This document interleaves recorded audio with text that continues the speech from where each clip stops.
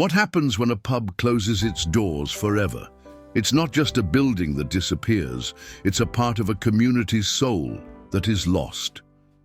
Have you ever stepped inside a British pub? Perhaps you have smelled the scent of fermented beer, mixed with the warmth of gathered bodies, or heard the lively buzz of conversations and laughter echoing through the space. Pubs are not merely places to drink, they are sanctuaries of the British spirit, where stories are told, friendships are forged, and time seems to slow down. These unique spaces have been silent witnesses to social, political, and cultural changes over the centuries. They are much more than simple commercial establishments. They are guardians of collective memory. Imagine this scene. You walk into an old pub in the heart of London. The sound of heavy boots striking the worn wooden floor echoes around you. The warm scent of meat pie and fermented beer mingles with the aroma of burning firewood in the hearth. The walls are covered in aged wooden panels, chalkboards announcing the dish of the day, and faded posters of local football teams. It's a place where time seems to stop, even if only for a few hours. A place where a stranger can become a friend, where a conversation can heal wounds, and where the simple act of raising a mug can be a gesture of unity. British pubs have always been more than just bars. They were, and still are, the beating heart of local communities. In the 1950s and 1960s, when rationing was still a recent memory, pubs offered refuge. Grease-stained workers sat side by side with teachers and shopkeepers, sharing mugs of warm beer while discussing politics, sports, or the weather forecast. At those worn wooden tables, differences of class and status faded away. A factory worker could debate philosophy with a university professor, and both would leave enriched by the exchange. These moments of genuine human connection are what make pubs so special. They don't just reflect society, they shape it. In rural villages, pubs were often the only places for socializing. On cold nights, entire families would gather around crackling fireplaces while musicians played guitars or accordions in the corners. Even the names of the pubs, like the Red Lion, the Crown, or the Plough, carried stories of kings, legends, and local traditions. Each pub had its own personality, shaped by the people of the region. Some were famous for their craft beers, others for their cozy fireplaces, or for the dominoes played on wooden tables. They were places where everyone was welcome, regardless of age, class, or background. Rare photos of British pubs through the decades reveal much more than architecture or decor. They show anonymous faces, everyday gestures, and moments of human connection. Imagine this scene. A young couple sitting in the corner of a rural pub in the 1950s. He in a worn-out suit, she in a simple dress. They are holding hands under the table, perhaps for the first time.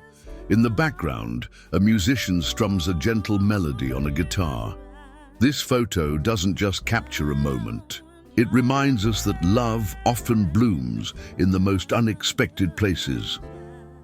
Another iconic image shows a pub in Manchester in the 1950s, with men in worn suits sitting on high stools, while the pub owner, wearing a white apron, pulls a mug of beer directly from the barrel.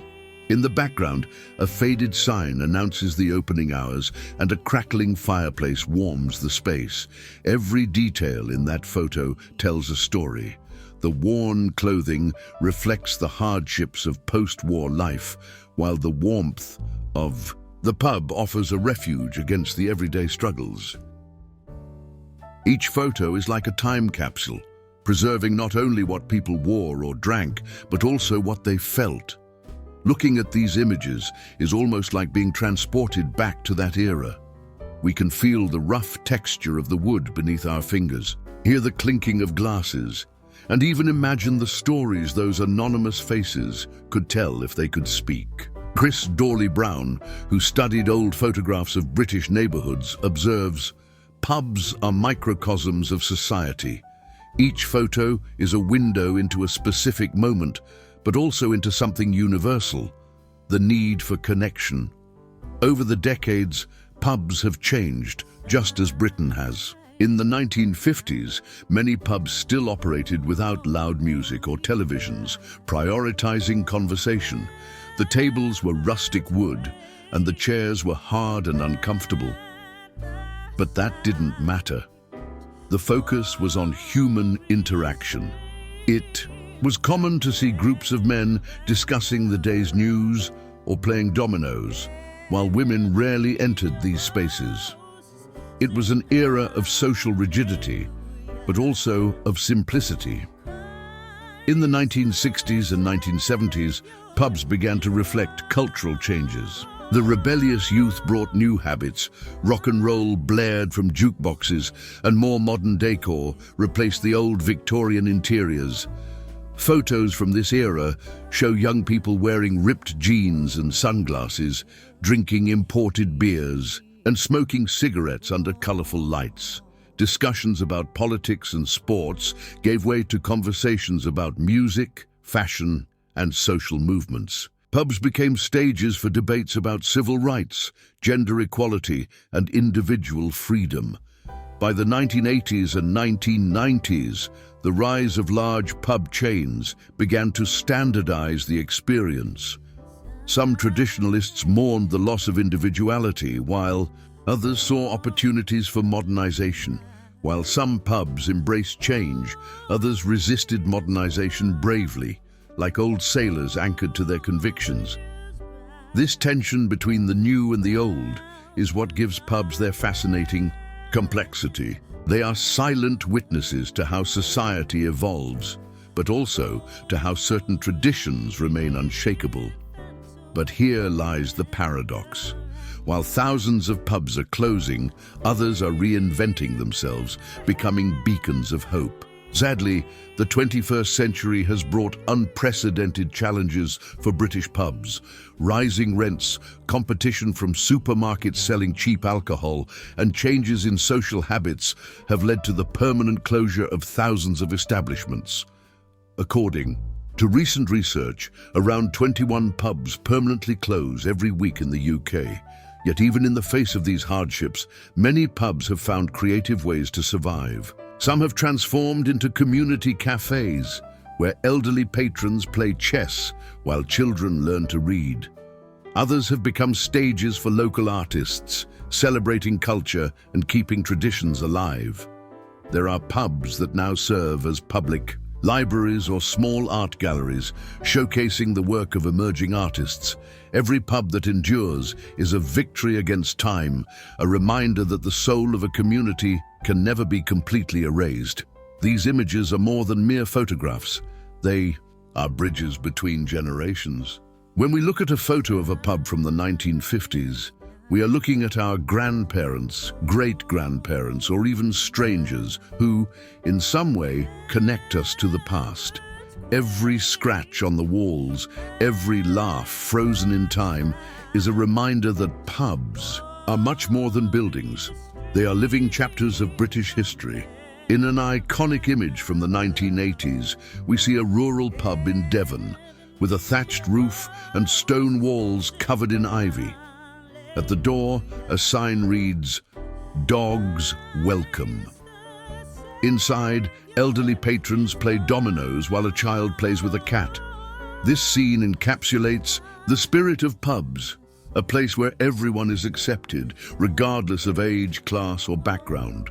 It is a space where life happens, where people gather to celebrate victories, share sorrows, or simply pass the time.